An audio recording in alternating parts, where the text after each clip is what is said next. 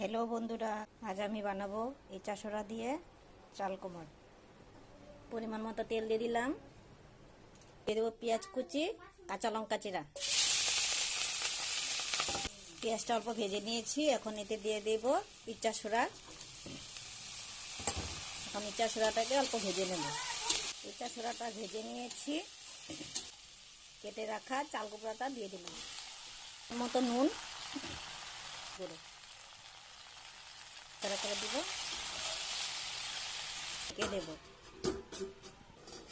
ঢাকনাটা খুলে দিলাম। চাল কুমড়োটা সিদ্ধ হয়ে গেছে, এখন জলটা টানিয়ে নেব।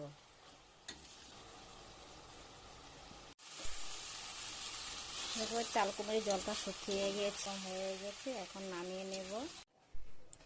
আমি ইচা সোরা দিয়ে চাল কুমড়ো বানিয়ে নিয়েছি। দেখতে কেমন হয়েছে বলবে, লাইক করবে, শেয়ার করবে, কমেন্ট করবে, সাবস্ক্রাইব করবে।